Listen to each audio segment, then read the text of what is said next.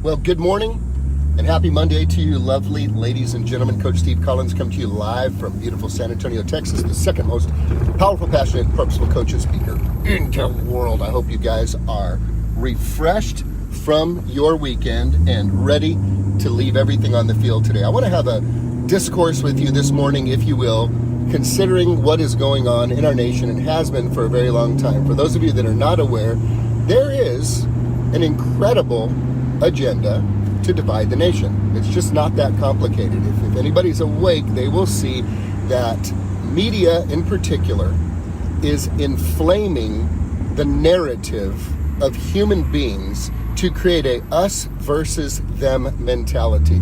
It's been going on since the beginning of time, and only those people who are fully aware of it have any chance of resisting falling into that trap of we are better than them, we know better than them, they are stupid, we are smart, they are the idiots, we are intelligent, and it is division. And you want to know something interesting?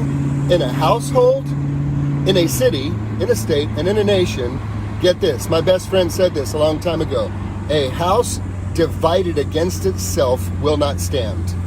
Okay, so unity is an important thing. Division takes no intelligence or self-discipline or self-control or wisdom. Division's easy. Unity requires wisdom, requires patience, requires understanding, requires compassion. See, unity takes work. Division does not. Unity is an uphill climb for a beautiful view, and division is a downward spiral into chaos at its end. So what would I like to share with you this morning? You know, it's been asked of me as a person of faith many times over the years, do you really believe this? Do you really believe that? Do you really believe that? With that type of intensity. And my response always has been and will continue to be this. You know, I don't think we should be having a conversation right now about what either of us believes.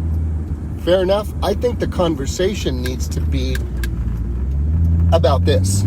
What are you doing with what you say you believe, and how are you treating other people with what you say you believe? What are you doing, and how are you treating others? Because see, what you believe and what I believe is of very little consequence. You know, people don't go to jail because of what they believe. Well, unless you're in China and you try to be a Christian.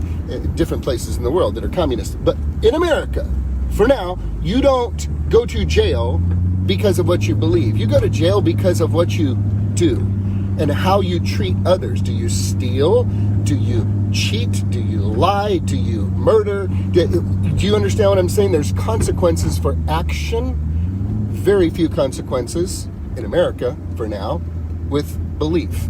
So I'm not that naive to fall into the trap of people saying, well, do you really believe this? Well, do you believe that? And again, I say, you know, let's talk about not what we believe. How about this?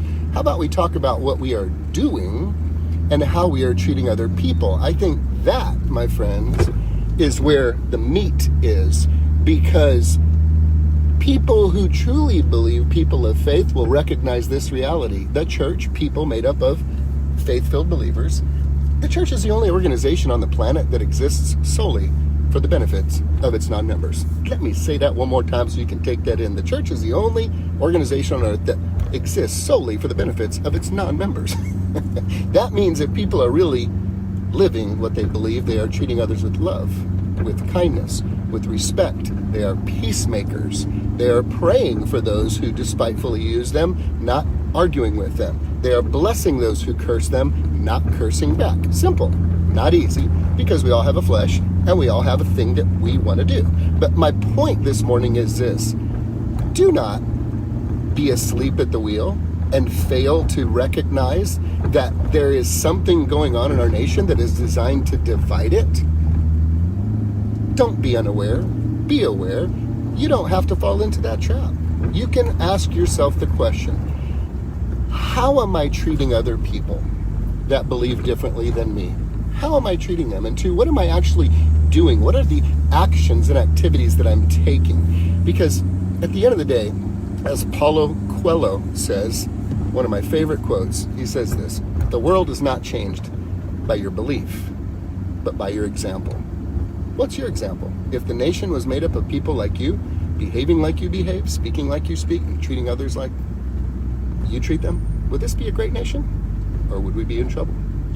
Good question to ask. Happy Monday.